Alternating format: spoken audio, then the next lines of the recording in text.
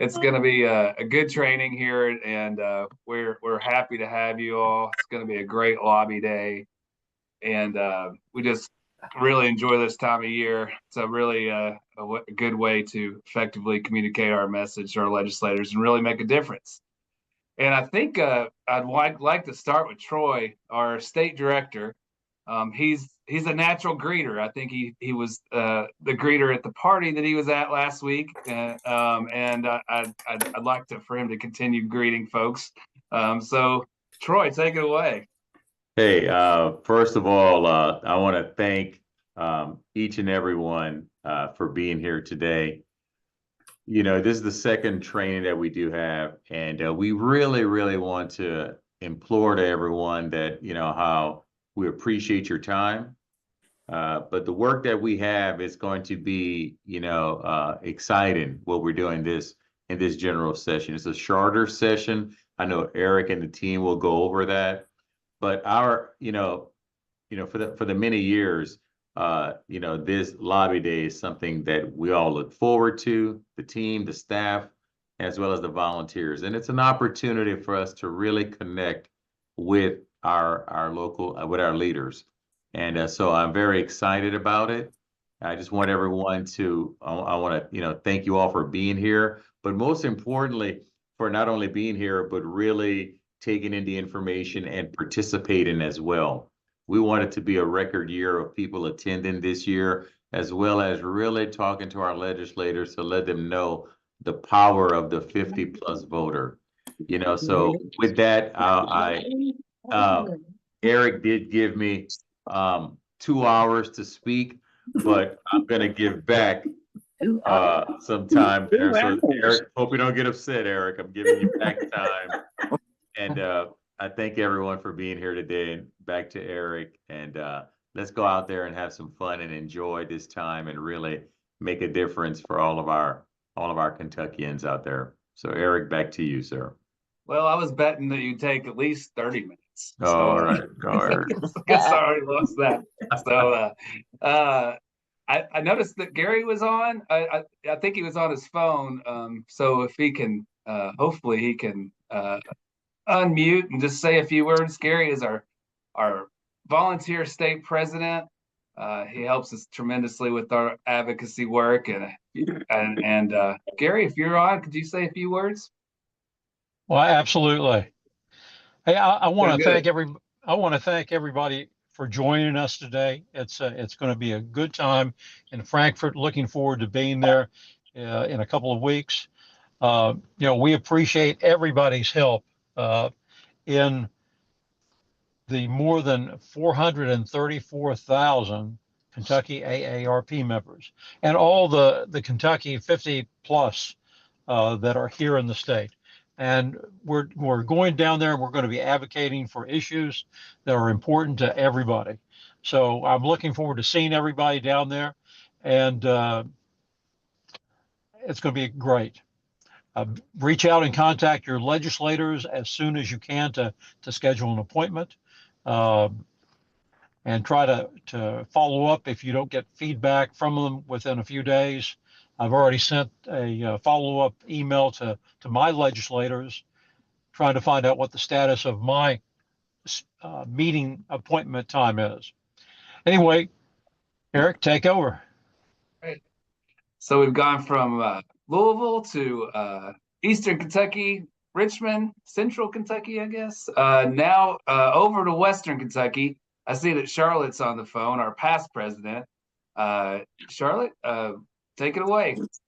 Well, it's so good to see so many of my friends on here. I think Ron Bridges is on here, I noticed. And hello, Ron. Good to have you on. Eric told me there were over 100 registered. That is fantastic. We're going to leave our mark on Frankfort, that's for sure. Now, Debbie, you got to be good up there, but we're going to have a good time, and we're going to make a difference. But like I shared with the group on the first training, I heard a podcast with Senator Stivers that talk about people visiting with him. And, we have great lobbyists, and they're on this call, and I appreciate both of them very much. But what he said, when a lobbyist walks into my office, he said, chances are they cannot vote for me. And he said, but when 3 farmers walk in from my district and I know every one of them vote, he said, it makes a difference with what they ask of me. And having said that, I know Ohio County, unfortunately, both our visits are at the same time, 11:30, but I've talked with Carla and Rick, and we're going to make it work.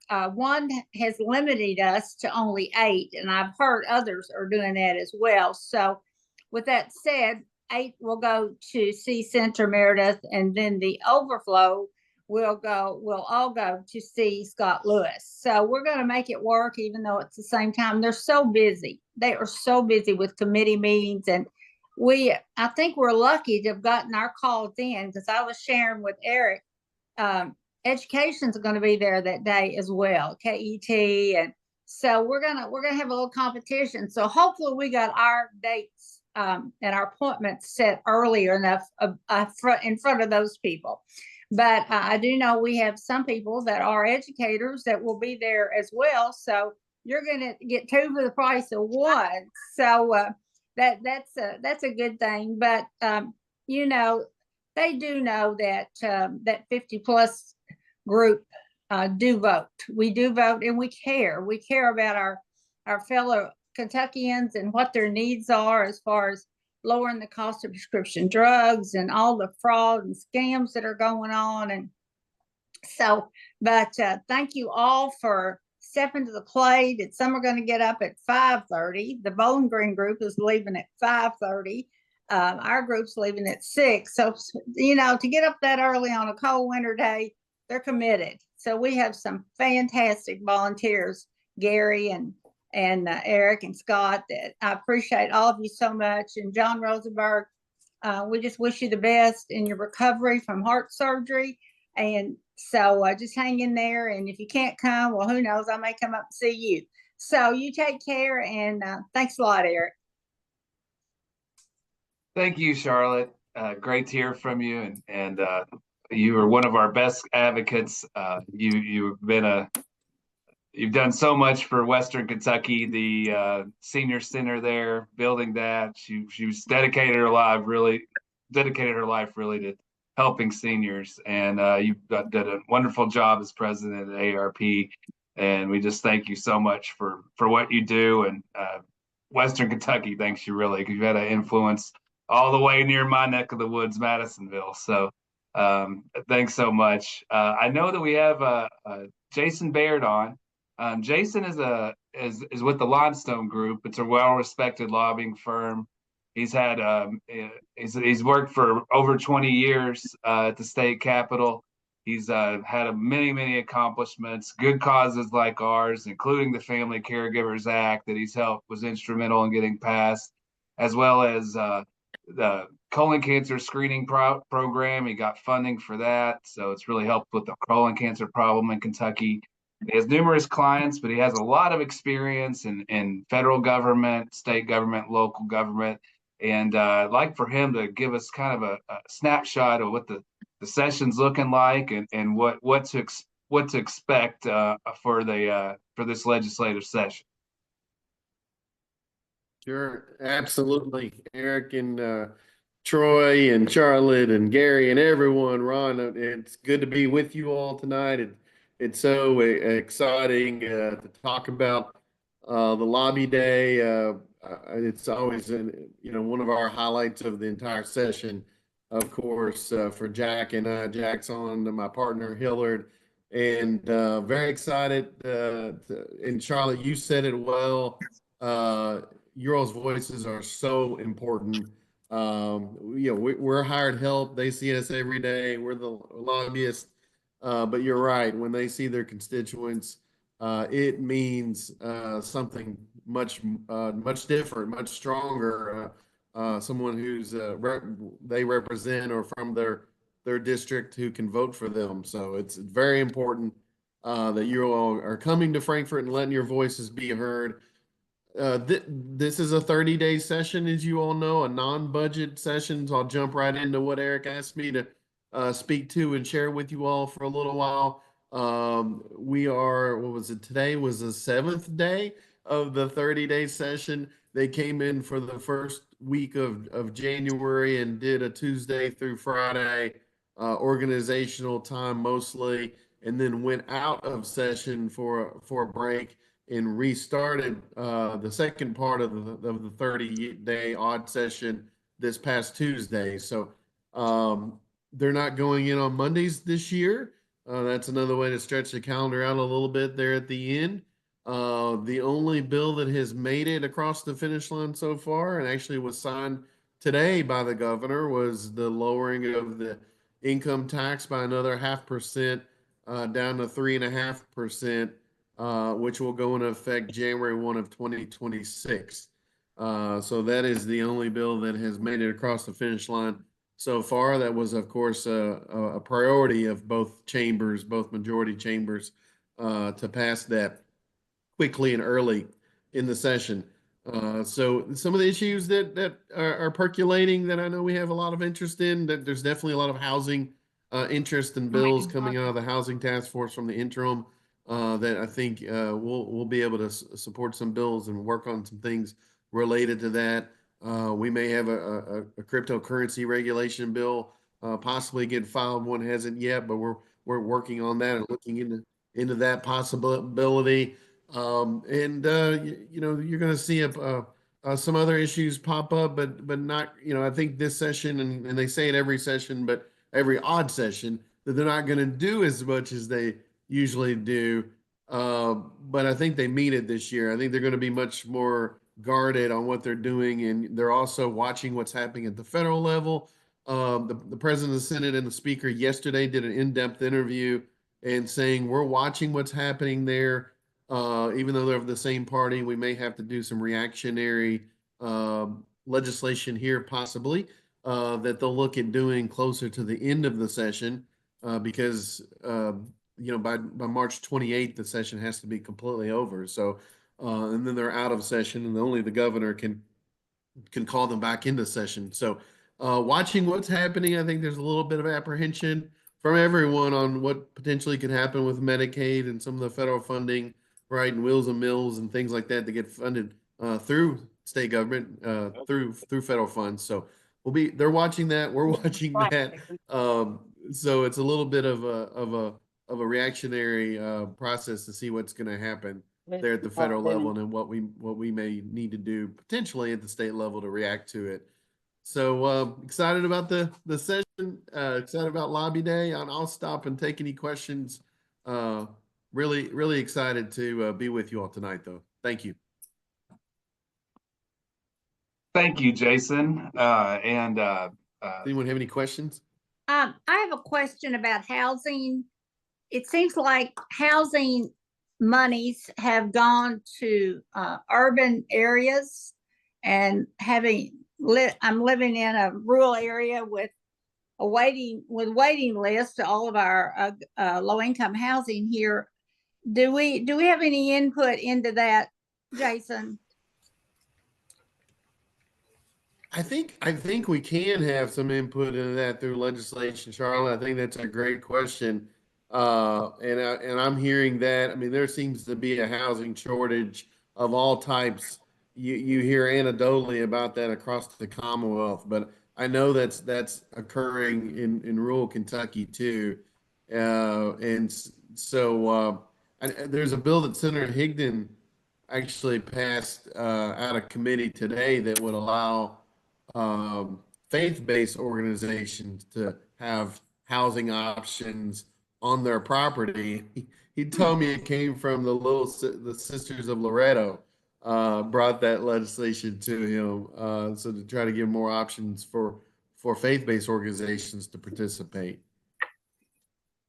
Yes. I appreciate that. I'm on community action here in our area, and we have 13 acres over in Beaver Dam where we have a waiting list of over 50 folks. So we are looking at possibly 25 tiny houses over there, trying to think out of the box here to help with this issue. I don't know whether you're hearing anything. I know Tahisha's worked on zoning and some of those things in the Lexington, Louisville area, but But anyway, just keep us in mind if you're in a position to put your 2 cents in about rural Kentucky. We would certainly appreciate it. Mhm.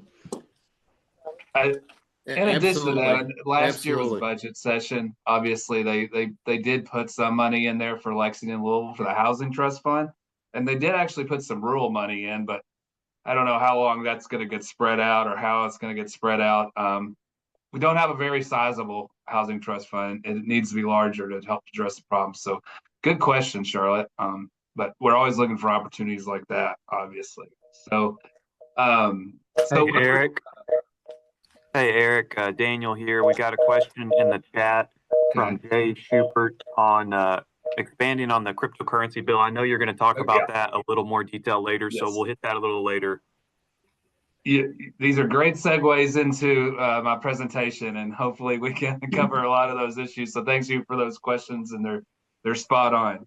So I guess to quote the Austin Powers movie, allow myself to introduce myself. For those that are new, that haven't met me yet, I'm Eric Evans. I'm the state advocacy manager. So that means I go to Frankfurt. And sometimes we do federal work too. So we're covering mainly the state issues right now for what we cover in Frankfurt state government.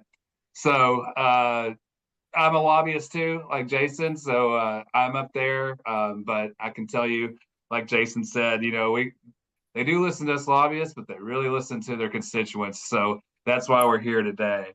So basically this conversation will cover topics, AARP's nonpartisan status, all the issues we're going to work for. Also a plug for some of the other stuff we do. If you are new to AARP, we do have community teams in Lexington and Louisville, and then we have chapters in Floyd County, Ohio County, Louisville, Lexington to get involved. Bowling Green. Bowling Green. Don't forget Bowling Green. Don't Franklin Simpson. I'm missing some, but check your local counties. Google AARP, and you could find a place to become involved in your chapters or your community teams. And they really do a lot of fun things. If it's not something like free movies for grown-ups, they just had Wicked not too long ago, where they had a whole theater or two booked that was free. And who doesn't like a free movie? So look for AARP for those. We have fun events, but they're fun with purpose, and they're great folks to get involved with. So basically, I wanted to discuss what AARP can do, what we can't do. A lot of you might not know how politically we are. So what we do is endorse. What we do not do is endorse candidates or elected officials. We don't give money to candidates or elected officials. We don't tell you who to vote for. So we aren't like one of these big PACs, that you see buying all these ads during the campaigns. And we aren't, endorsing folks like a union would do or something like that. But what we do, what you probably have seen, is that we raise visibility on issues that matter most to the 50 plus. We work across political and partisan lines. We inform candidates of issues that matter most to people 50 plus, provide basic information on where candidates stand on key 50 plus issues. We didn't say we endorse a Democrat or Republican or anything like that, but what we can do is you might have seen in the bulletin where we had Andy Scheer next to Daniel Cameron and what they answered on the issues. You might have seen even with our magazine and our bulletin, Donald Trump and Kamala Harris, where they stood on the issues. So we do like to make comparisons, but for our tax status, we are not allowed to be partisan or have PACs. So anybody who thinks we're political, you can just say they will lose their tax status. So that's not true. So policies are going to be made whether you're there or not. So we can decide to sit on the sidelines and let it happen, or just become part of the process. And that's exactly what you all are doing. So pat yourselves on the back for that one, because that's really, it does take a lot of courage. I do know that. So we really appreciate you being on our training today. So I might mute somebody here. It's okay. All right, there we go. All right. So policymakers are made, they're there to serve you. You always remember that. But they can't act on what they don't hear. So that's exactly why we're going in to talk to them. Because I can hand them as many numbers on a page as I want to, but they're not going to change votes. They're what changes votes? It's the faces and the information those faces have meeting with their legislature. When they can put a voice and a face with an issue, it really makes a difference. So I think we are muted here. So everybody put your phones on mute and turn your cameras off if you've got them on, and you're not talking. So it's never perfect. Zoom meetings are never perfect. So this I think we're still doing pretty well. So I think I'll dive right into our issues. And the first issue we're really excited about is fighting fraud. And I know a lot of the volunteers here have even done scam jams, maybe participating in a shredding event, maybe actually presented at one of these meetings. I know Gary goes across the state, and Charlotte's gone across the state talking to people about scam jams. Basically, what frauds are going on in your area. We even specifically target certain areas where we see a lot of scams happening. So this is one of the things that I think a lot of us just really feel good about, is that maybe we can help one person save their life savings. It's well worth it. And so right now, our first issue is fighting fraud. And right now, folks are going to what these things are. They're called crypto kiosks. And basically what those things are is, and I just took a picture the other day. I thought those machines were just the machines you put your coins in at the Kroger or your local grocery store, and it bounces out cash. It takes a little fee, whatever. Actually, those machines do that, but they also do convert it into cryptocurrency. It converts it into a wallet in cryptocurrency. You basically think of your cryptocurrency value in a wallet. So basically, when you buy a cryptocurrency, it all goes into this wallet, and you can get it out, take it in, just like a normal ATM, but it's not regulated right now. So we do have a bill, model legislation, that will regulate cryptocurrency. So we're working on educating our lawmakers about this. It's a brand new issue that just came up a few weeks ago, so we didn't have a chance to really get to the legislators in the interim, which that would have been nice to have. But it's such a omnipresent issue it's happening right now that we decided we better start doing something about it. And so if you didn't think AARP is like this organization that's hard to move, this is something we're doing that's very nimble. And basically what it does, it regulates these crypto kiosk ATMs where people are just like the regular frauds. Some people, you get a pop-up looking for a puppy on your computer that says you have to go to this site or else all of your computer and all of your data is going to be ruined, and there's a security risk and all of this stuff. And you call this number, and those are how people would scam people, say get gift cards, do all this, send money to this number, all of that. Well, now they're saying go to your crypto kiosk and Kroger down the street and put $10,000 in it, and we'll be able to fix your computer. Or they'll say it'll be an investment fraud. You put $5,000 into this cryptocurrency, Bitcoin will go up $50,000 in the next 2 days. So that's how they're getting people to go to these kiosks. There's stories of a woman putting $60,000 into one of these machines. You could put cash into them to convert. And so she was sitting there, and the store attendant was like, "What? This poor lady, she can barely stand up, and she keeps putting all this cash in this crypto kiosk." The one I saw yesterday was called a Coinbase, and he brought her over a chair. There's really he couldn't do anything at that point. He just, so what we will be able to do is regulate it. We haven't seen the bill yet, but here's some of the things that we would really want that bill to address. It would be maximum input amounts when you first become a crypto kiosk user. That way, that lady it's probably the first time she used one of those. There would be a limit on it, like 2,000. And then there's also weekly limits on how much you can put in these machines. And then they're also, you need to make sure that they can do a print off, just a digital print off of, that you get a normal ATM receipt that you get. That therefore you can have that receipt to challenge and figure out where the numbers are that went to your crypto and stuff like that.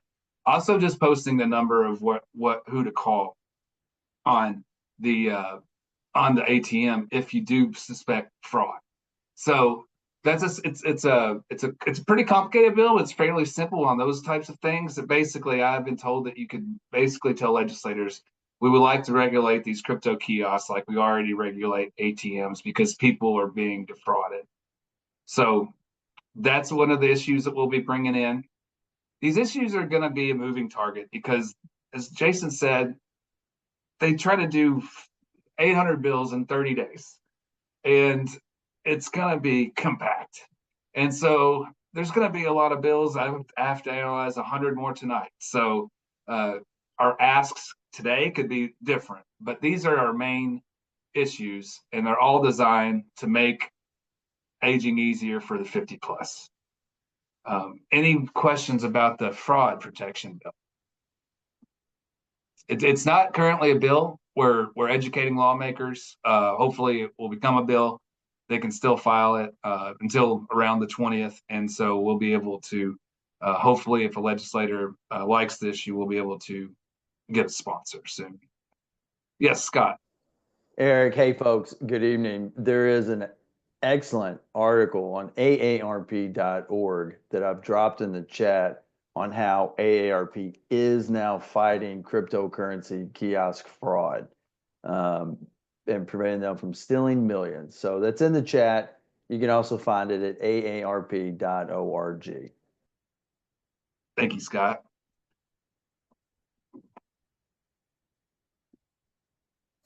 And what Any is other the questions? fraud, Eric? Hello, I guess John. when you read your article. Is the fraud that people invest in this currency and then somehow lose their money? Right. So these machines are legal. So don't get me wrong. They actually, for folks that are in the crypto investment, they can be used to make transactions that are totally legal, and they are, could be used to their advantage or not. Yes. So people are using the machines to go into somebody else's wallet, right? So they're giving the folks a number, like a 10, 12-digit number, whatever their Bitcoin is or whatever their other type of currency is. They have multiple cryptocurrencies that they can invest in. And I know that's complicated. I'm having a hard time grasping it too. But basically, like, the scammer will give that person a number to put it in and give them exact instructions how to put it into their wallet. And that person that just put it into the wallet probably isn't going to see that money again if they're getting scammed. And there's right now, this bill would help law enforcement try to track these numbers. Right now, the machines do not have to do that.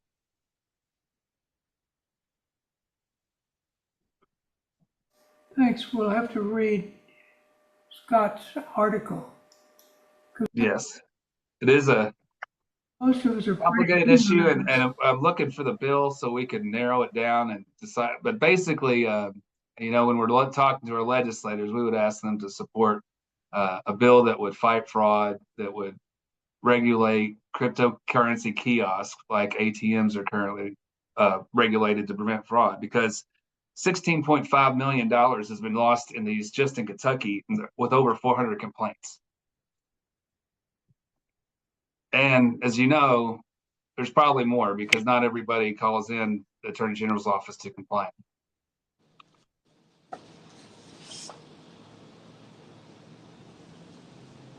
All right. So our next issue is housing.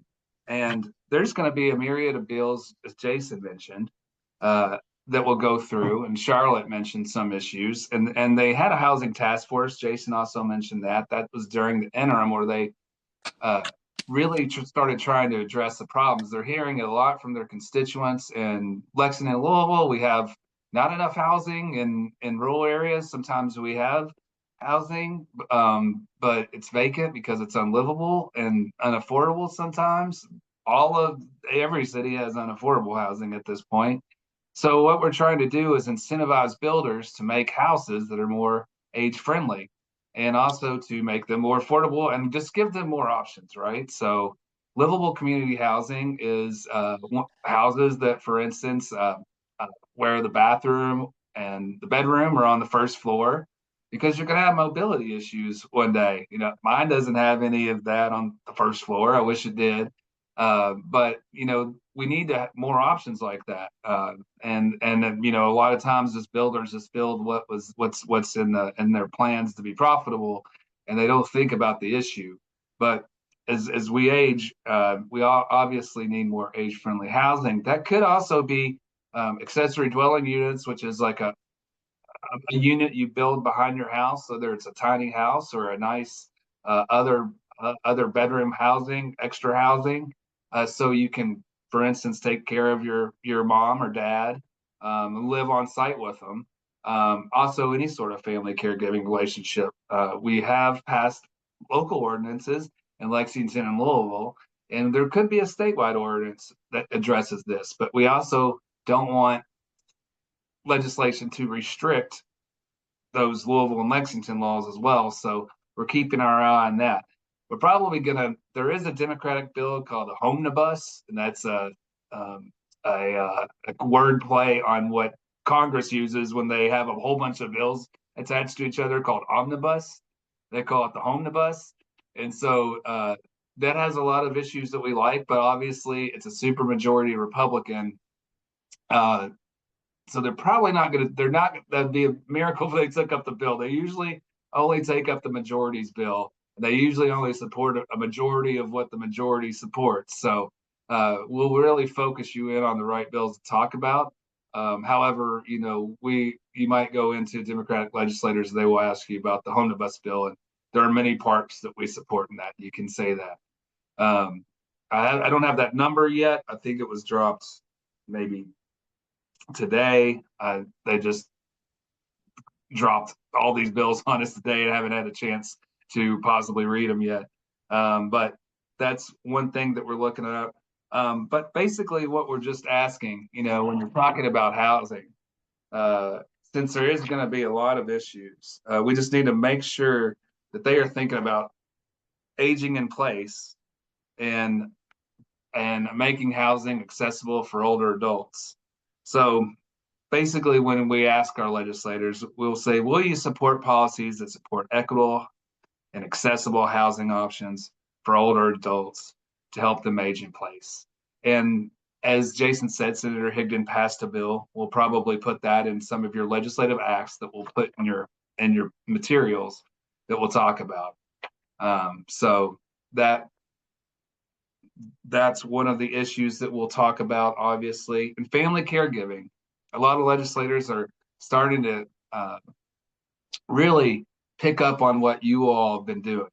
And we've been promoting family caregiving tax credits and family caregiving paid leave over the years. And now your legislators are listening. So there's a few folks with bills, they are Democratic bills, that have tax breaks for family caregivers, meaning they would have $1,000 tax break for their state taxes if they spent a certain number of dollars on family caregiving needs, whether that's making a lift chair, adapting their house, medicine, home health aids, stuff like that. If you can report it on your taxes and have proof that these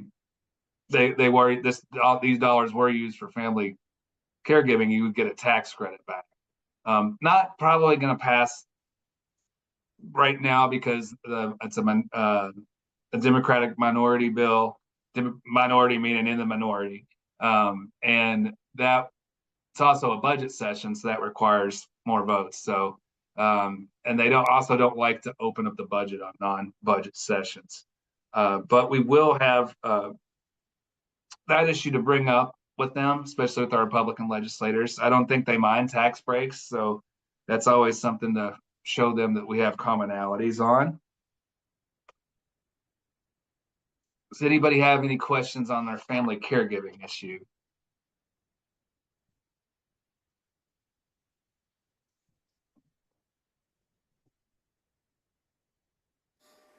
Okay. There's not a bill, Eric, or there is a bill at the state level? There is a bill. The paid sick leave bill is 138, and there is I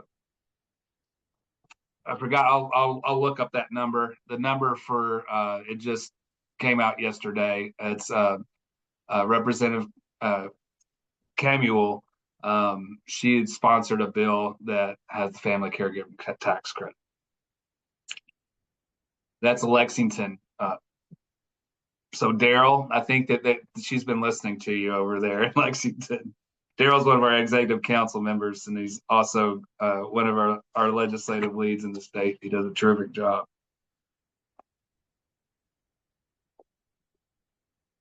All right, I will move on to retiree taxes. This is an issue that you all have seen covered a few years. Back in 2018, the retirees took a hit. They are getting a bit of a tax cut with the income tax, depending on how your taxes are done. But basically, what happened was $41,110 used to be tax-free for retirement income. And all of a sudden in 2018, they lowered that to $31,110. A lot of legislators like this issue. It came in at the dead, on a weekend at night. And all of a sudden they voted on it. It passed the House to reverse it, but it's still there. So obviously we want folks to make aging a little bit easier. Folks need a little bit more change in their pocket to pay for what they need, their medicine, their drugs, their utilities. And so this is a bill that I know a lot of folks support. It basically would raise that back up to $41,110, meaning there would be tax-free dollars for those retirement incomes for $41,110 to $31,110. So it could give, depending on what your income is, give you some tax breaks. And that is, I believe it's House Bill 146. It's actually got bipartisan sponsors, but it is a budget bill, so we're just using it to educate members, mainly to say, hey, look, don't touch this anymore. Don't take it down to 21,000. So if we raise a ruckus around it, hopefully that they'll mention that. Heaven forbid any sort of Social Security tax or anything like that. Luckily in Kentucky, you don't have a state Social Security tax. You still get taxed federally, but there's not a state. So that issue's not been raised. So for those of you that are interested in that issue too, that issue's not being raised in the state house as of yet.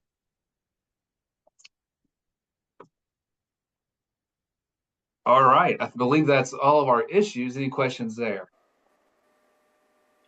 Hey, Eric, this isn't Yes. one of those, but last time, seemed to me, you spent some time on the affordability board on drug costs. Yes. Is there any movement on that? It seemed like a really good thing to do. Oh, yes. So John's talking about affordability boards for prescription drugs. Obviously, one of our main focuses is prescription drugs as well.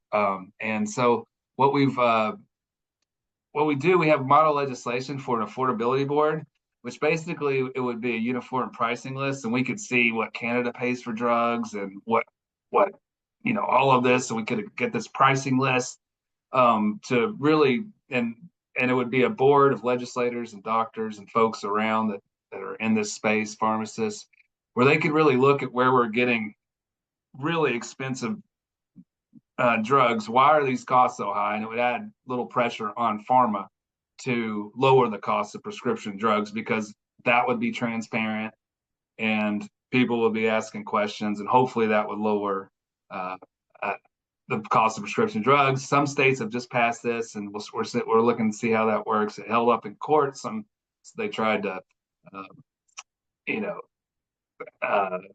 eliminate that bill through the courts, so that didn't work. So that is something that we'd support, although it does have a price on, because it would cost for the expenses of the board meeting and that type of thing, startup costs.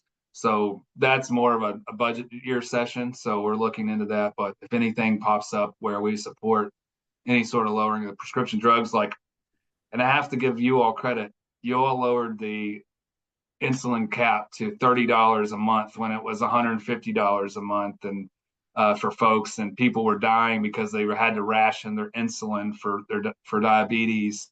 And we came up, we supported a cap. Representative Bentley is related to Sherry's wife, was an instrumental legislator. You might remember we gave him an award last year just for his fight on prescription drugs. He's a pharmacist, and that bill passed.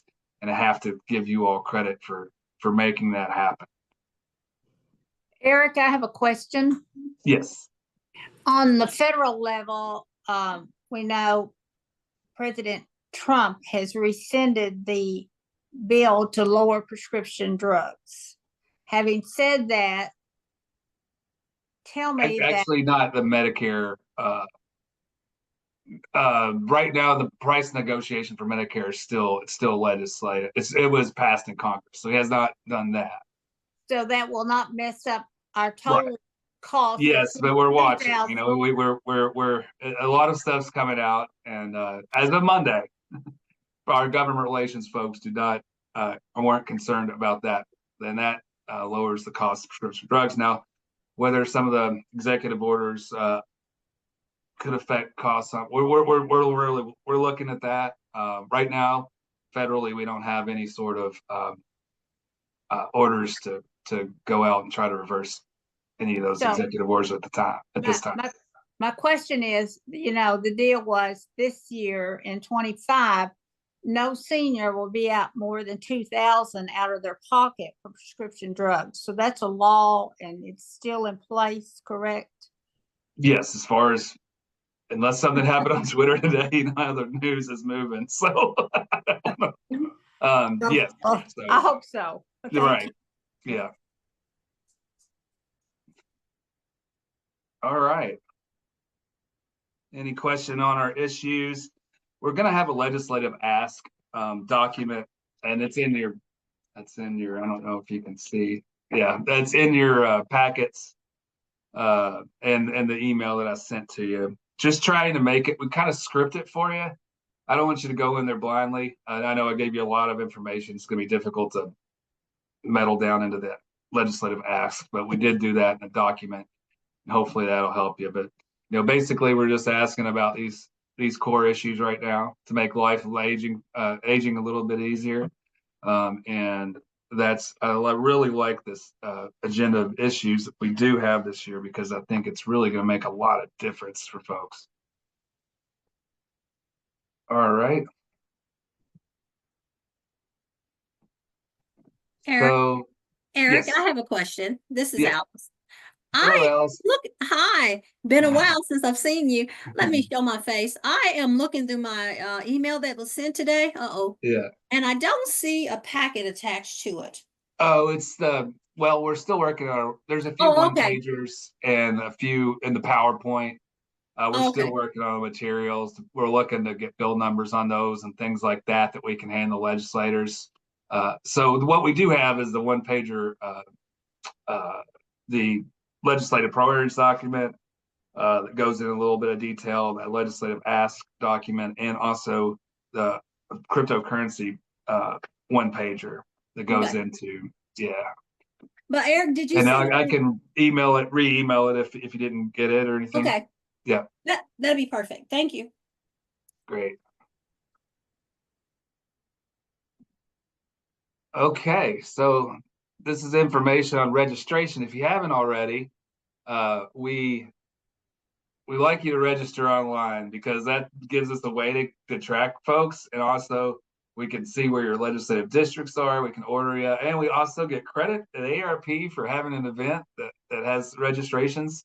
So your community teams and all of that will get credit for the work you've done and the participation that you had with us. So if you that HTTPS events.aarp.org KY Lobby Day 2025, Scott will probably put it in the chat. You can register there. If you haven't, please do so. And then we'll check you in when you come into the Capitol.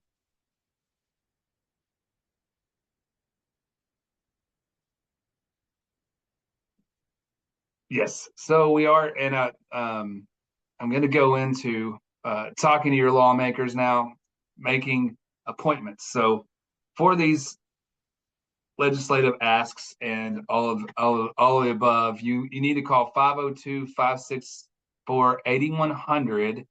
If Daryl and the Lexington team and Shelby, our intern with the Louisville team, they're organizing the Lexington and Louisville community teams call-ins. So you won't need to call and make your appointments. The reason why is a lot of us have the same senator and representative, and if we told all of you to call in, then they might have 10 meetings with AARP in one day.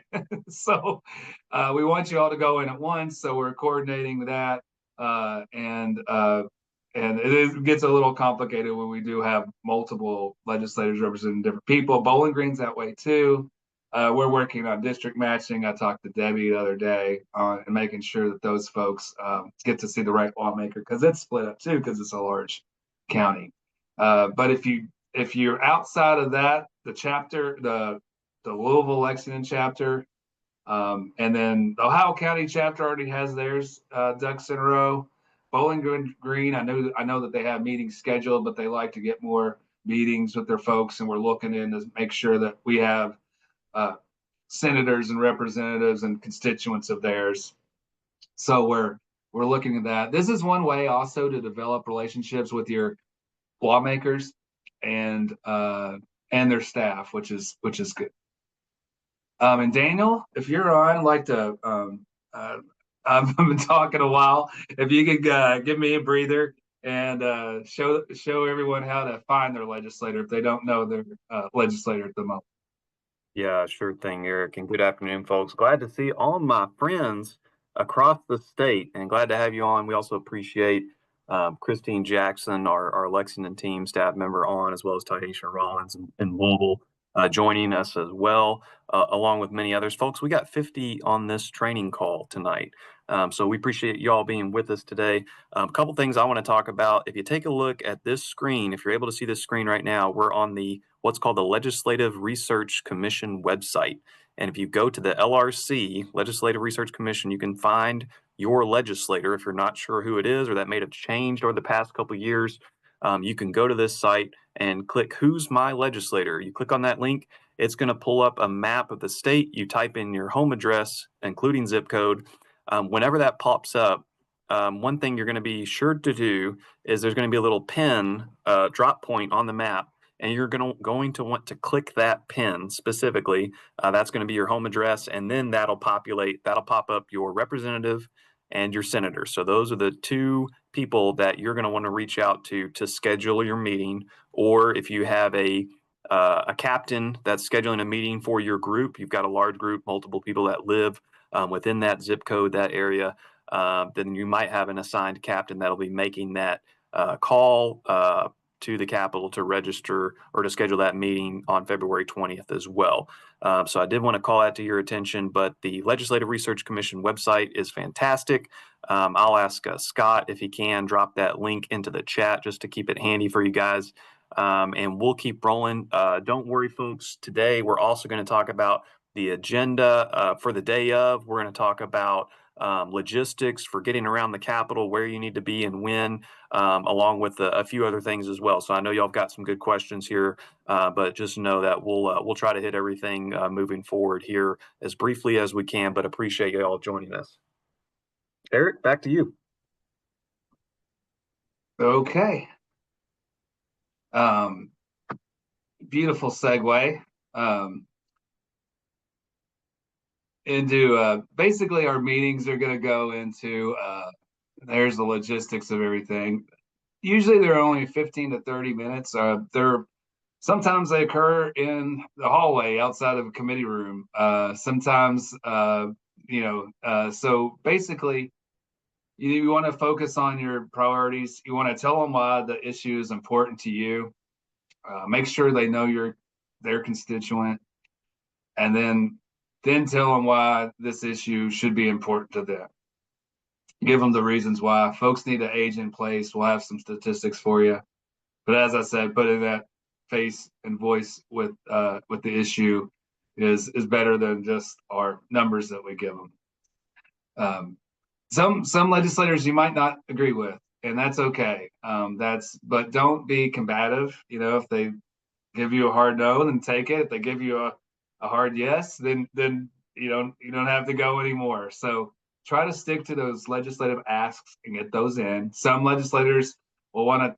I've had legislators that took their group on a Capitol tour before, so you never know how your meeting is going to go. That was a especially fun meeting for those volunteers. But mainly just people make the meetings on time. And if you aren't going to make the meeting on time, because sometimes there's a conflict, like sometimes there will be a meeting that backs up against another meeting. And usually legislators are understandable if you're in with another person. Just keep that 502-564-8100 number handy.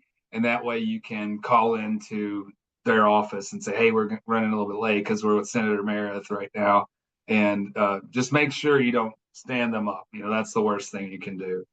Also,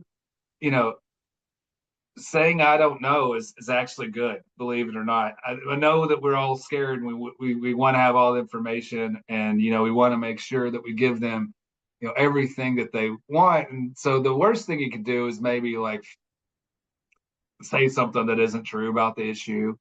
If they aren't expecting you to be the world's expert, so you say, you introduce yourself as AARP volunteers, and so they know that, and just say if they ask a question that you might not know the answer to, just say I don't know, and I'll get a lobbyist or another volunteer to answer the question for you, and that gives me a chance to speak with our legislators and also to associate you with our legislators. They can associate me now with our legislators. There's a lot of new legislators there that we just haven't met yet, so that is a great opportunity. And don't feel bad if you don't know the answer to every question that they ask. And so there's Hey, a poll that popped up. Daniel here. Yeah. Hey guys, just want to let you know I plugged in a quick poll. If you'd like to answer it, you can. It should have popped up on your screen. You can let us know if you've already scheduled your meeting with your legislator or that you plan to.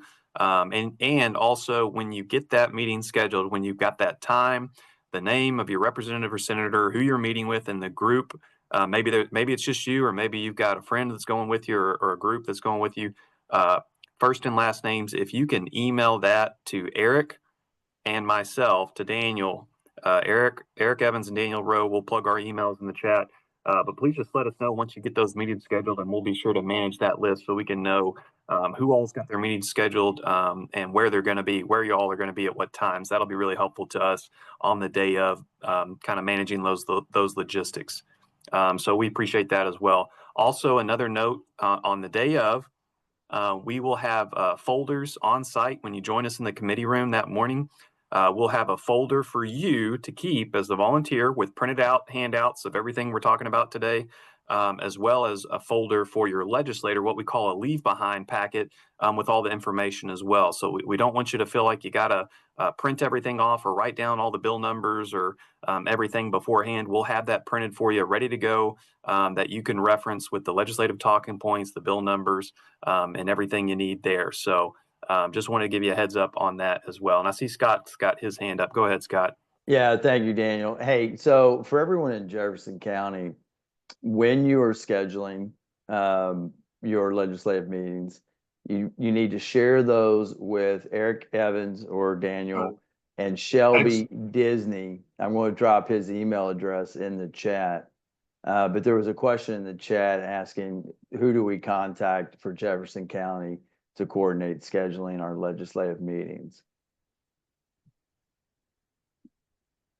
So I'm going to drop some email addresses in the chat for you. Okay. And Shelby was going to take care of coordinating those legislative meetings together, because some of you all do have the same legislators. So we're working on that. And that's referring to the Louisville team, correct, Eric? Yes. Shelby Disney will be working with the Louisville team on that and scheduling. Right. Yeah. All right, go ahead. Yeah. And so, yes, so we're having our kickoff and gathering at 9 a.m. The way parking was today, a lot of folks are coming in buses. That was a good idea by us. They have new construction in part of the parking lot. I really didn't find a spot, so maybe you want to get there at 8:30. That's the earliest we can set up, and we can't set up the night before. So it might be a little chaotic getting there. We're going to be setting up and at the same time, but to be on the safe side, if you are driving from out of from the hotel or from out of the area and you're not on the bus, definitely you might consider beating the crowd. And I think usually you can beat the crowd around 8:30ish or 9. We actually wanted to have it later, but to give folks from Western Kentucky, Eastern Kentucky a little bit more time to, because that is real early for them, especially 8 a.m. in Central Time. But unfortunately, just the Capitol Annex and the rooms, the way they have them, it's we have to be out of there before a committee meeting. And actually, believe it or not, our Capitol is super accessible for folks compared to other states. So we're lucky we do have these annex meeting rooms anyway. And so 9 a.m., we're going to give you another training, another up-to-date what's going on, the legislative advocacy, explain the materials, show you where everything is, cafeteria, all of that stuff. We're our meeting in room 169. We did get that booked. And we do want your legislative meetings to happen between 9:30 and 1. The training will probably go on till like 9:45ish or so, and then that's when we'll pack up and get going. They were able to find us another meeting room that didn't have a committee meeting, but they had a committee meeting before, so that's kind of inconvenient. But we're working on a press event, especially if we have a fraud bill or something, in that gathering room and Capitol Annex room 149 that day. And also cafeteria lunch. Folks, all I can say is they crunched 60 days work into 30 days and 60 million groups into 30 days rather than 60 days. And you just have to roll with the crowd. It could be really packed. So we're going to have patience with that. That's just how it is. And don't worry about, just enjoy all the clutter and the chaos. And what we'll do is we don't have like reserved space in the cafeteria, but that's probably the best way for us to afford the bill and also eat conveniently at the Capitol. And it's downstairs. You can get there by elevator or by stairs. It's downstairs. Just follow the buffet smell, and we will cover your lunches. So don't. Hopefully, we'll have some chairs, but we're going to have to probably be patient that day. I think a lot of other groups will be there.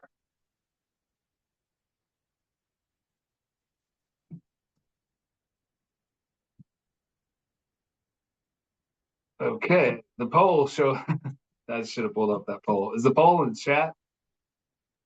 All right. I shared the poll, and it should have popped up for folks. You can take a look at that if you haven't already. Please let Eric and I know once your meeting's scheduled. We'll be sure to keep an eye on that date. I know Scott's going to drop our emails in the chat. And I know we're going to talk about some logistics here for Daya. The one thing I did want to give an update on the Louisville team travel. Eric, you just let me know when a good time to do that would be. So we're talking about getting there now. So how about that? Yeah, if you could update that. All right, so my Louisville volunteer community team folks, my Louisville volunteers wanted to give you an update from Tyhisha Rollins, your fearless Associate State Director for the Louisville team. Here's our plan for a bus. We have secured a bus. There are 26 seats on that bus. I believe 12 are accounted for as it currently stands. The bus will be leaving from the AARP Kentucky State Office parking lot at 7:30 a.m. So we've got a few seats left. What I'd like you to do, if you're interested in riding the bus in Louisville to Frankfort and back the day of, no cost to you, that's compliments of AARP. Please drop your name in the chat. And then if you could also email or email myself and Tyhisha to let us know, make sure we got everybody's names covered on that for that bus riding from Louisville to Frankfort. Like I said, leaving at 7:30 sharp. But if you're interested in doing that, if your name is not already on that list, just please let us know. Thank you, Eric. Yes, and Tyhisha, is that just chapter and community team members? Yeah, chapter and community team volunteers and AARP volunteers in the Louisville area. Glad to join us. All right.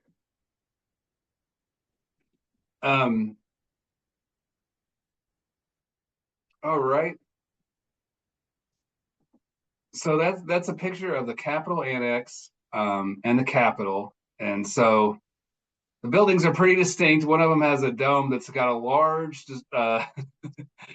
construction project going on it. And the other one is looks like an office building. It's got a lot of the old columns and stuff like that on it too. But if you're coming from the parking, it's going to be the one on the left, and the other one's going to be on the right. So now parking, I believe my next slide actually has kind of more of a description. If you're going to be in the bus, you're going to you're going to come in through here, right down here. That's basically the basement floor of the Capitol Annex.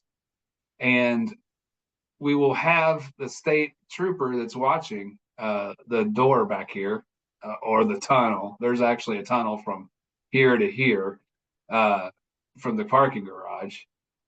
He will be there and he will have a list of folks. So we're going to try to make it easier for you to come in and out, especially those for the buses. Now, for the folks that aren't on the buses, the door is right here for the guests. So I don't know exactly what you're all seeing, but hopefully you can you see my arrow? Okay, good. Right there is where they're coming in. Actually, right there. Apologize. That's the front entrance to the public. And basically, you go through a metal detector. Yeah. And so you put your purse or your laptop or your bag onto the other side of the metal detector, go through, they'll have you sign in on an iPad. And that will give you your name tag and a sticker that's hard to keep on throughout the day. But try to keep that on. You might put that actually on your, well, we'll see. We'll see what it looks like. It might be safe to put it on your badge that we're going to have for you on your name tags. So, but that's how you get through there. And that will give you access to the Capitol as well. If you would like to go take a look at the Capitol across but now the tunnel to the Capitol from the annex is actually closed to the public. So you need a badge for us to take you through if you wanted to go through the tunnel. And the tunnel's right under here. It goes through there. You can get in as a guest over here. They might have moved it to the front too. Actually, they moved it to the front. So it's quite a long walk from there.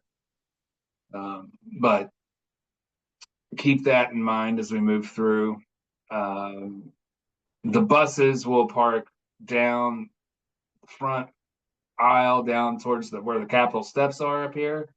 They'll be down the street. So we'll obviously coordinate those, picking you up at that back entrance. If you have mobility issues, this is a really, you might want to consider that you are going to be walking quite a bit on hard floors that aren't, it's not real ADA accessible. It's really not. There are lifts and stuff to where there are stairs. There are elevators, obviously, but it's not real good. I mean, the small elevators, not real good for, those folks that might have problems walking. So it is something to consider. We do obviously have some rooms for you to sit and stuff like that, and the cafeteria is below. You don't have to go down any stairs for that.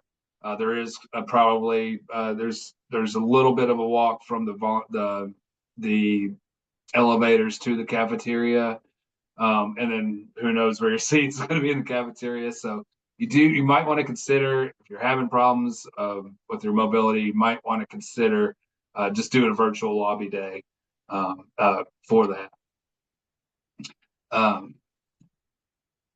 And with that, I believe that is one thing I want to do, and I meant to do this when we were talking about the day.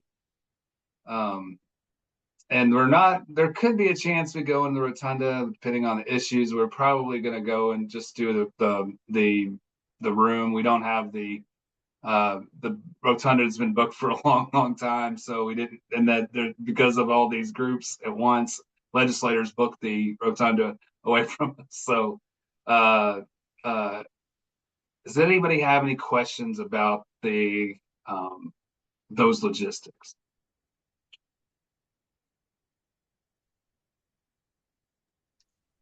I didn't hear you. Did you say we won't go to the rotunda this year?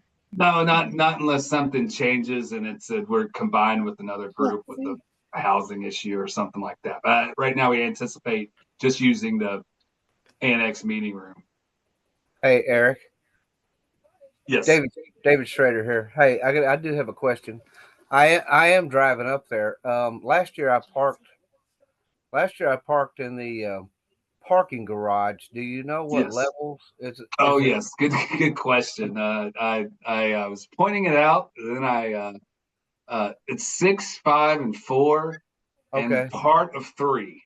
So, and by 6, 5, and 4, I mean if you're coming from the east-west connector, 232, it starts at 6, and so that if you're coming from one side of the Capitol, it'll start at 6 at the bottom. Basically, that large area, the parking garage over here, that's floor 1 underneath there, and then it goes down to 6. We can't see it, Eric, for some reason on my computer. It's still got the scheduling meeting. How about that? It's still on here. It still has that scheduling meeting thing, so I can't. We can't see it. I know the garage. I mean, I know how to get to it. Oh, huh. Okay. Yes. So 6, 5, and 4, and part of 3. And the way you know that's the ones you can park on in 3 is they're outlined in white and not blue and say reserved. You can also park on there are some spots up on the surface around the back of the Capitol and over to the side, but there are blue marked reserved ones. So stay out of the blue marked reserved ones. The white's good. The white's good. No blue, all white. Yes. Yeah. Okay. I got it. Yeah. Hey, Debbie, you can follow me. You can follow me. Okay. Who is that? Charlotte? Yeah. Okay. I can't see. Some reason we still have scheduling meetings on lobby day. It's still on there, and I can't get that off. I don't know why that's in there. We can't see them. Is that what everybody else is saying, or is it paused on ours? I just punched the little red button and it went away, up in the upper left corner. I don't see any red button. Left corner? Okay. Scroll down. There's all right. Of the scheduling. Teamwork. And I wanted to switch it over to Scott because there could possibly be media opportunities. And he is, and also he's one of the best photographers in Kentucky, in my opinion. So he might want to talk about the group photo. Yeah. You mean this? Debbie, y'all gonna get that, I'm sure. But hey, it's so good to be with everybody Okay. tonight and see y'all. And this is an important opportunity. And what makes it special is each and every one of you showing up.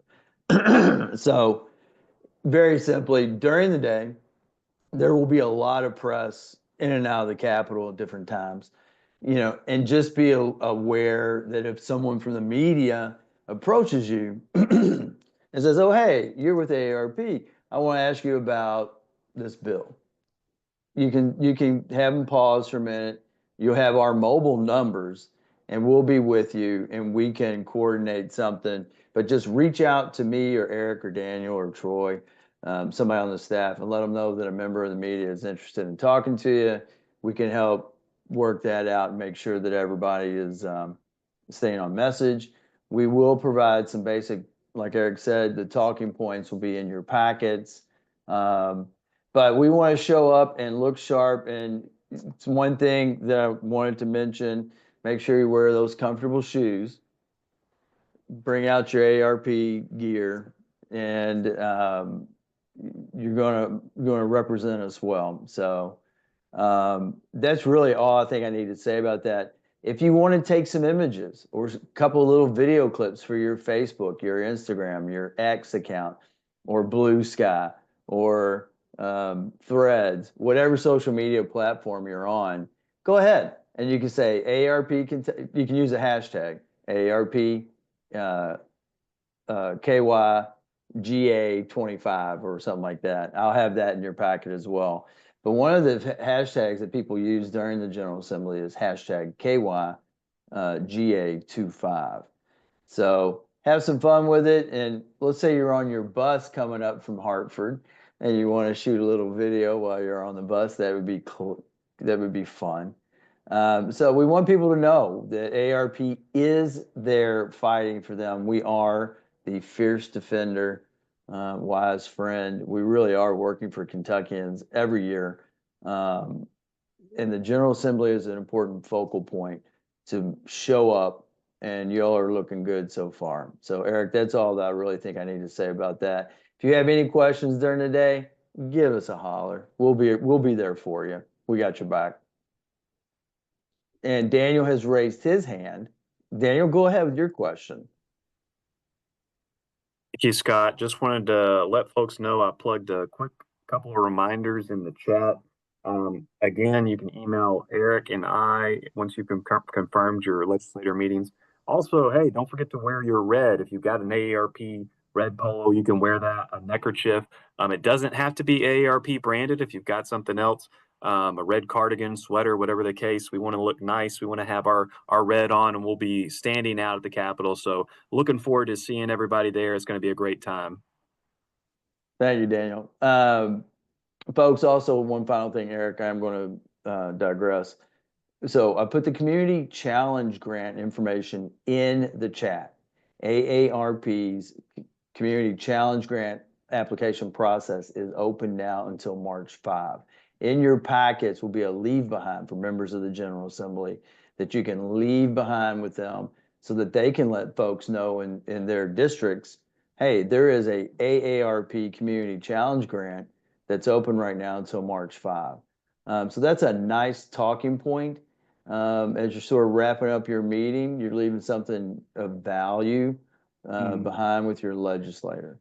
Yes, and we'll also have thank you notes that you can just hand to me, and then I'll hand them off to the legislator after your meetings, and also those legislative ask sheets have and for any information you collect, like if they had a question, your legislators just hand those back to me too, and we'll keep track of them that way. Just one per. Thank you for. Right. Oh, Eric, sorry, I was just going to say thank you for having me on the call tonight, and thank you all for joining us tonight. I do have a question before we go. Do I clearly understand Gary is coordinating and someone else for Lexington? So I don't have to contact my legislators, right? Daryl Baker. Daryl, so I don't have to do anything for As Lexington. long as he has you on the list, I believe. Yes. Okay, how do I know if he hasn't me on the list? Is We're Daryl going. still on? Daryl, you on there? Yeah, we can put Daryl's. Alice, we can coordinate that. Yeah, I could pull the list up, but I'd probably probably knock us off the Zoom. Yeah, we have Christine's on. Go ahead, Christine. Alice, you're on the list. Okay, thank you. I thought so. And also, those folks that are in the Fairfield, and John and Jean might not know that we do have a room for you at the Fairfield Inn the night before, since you're coming from such a long way. So those of you that have rooms, I believe you know who you are, but that's Fairfield Inn, and I believe we'll try to eat at 5:30 at Cattleman's the night before, and then obviously we'll be in the hotel. I'll be there. You can have some breakfast in the morning at the hotel, and then we'll head up early in the morning around 8:30ish to get to the Capitol.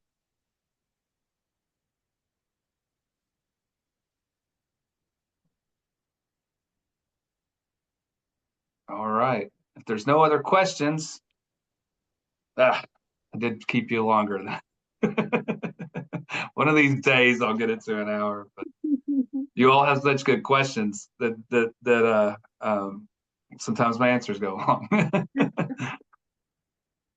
All right. Bye, guys. See you on Lobby Thank Day. you. Thanks to our guests and everybody that was on, and look forward to having a great lobby day. All right. Bye. you. Thank you so much. Thank you. Take care. Bye. Bye. All right, take care, Bye. guys. Appreciate you all Okay. hanging in there. Thank you. Bye. Bye. Take care. Bye, Charlotte. Bye-bye. Bye. All righty. Great job, guys. Good job. Good night, Thank you everyone. all. Y'all have a good night. Y'all have a Good good night. night. Be safe. It's pouring down raining. Exactly. I don't know how to get out of here.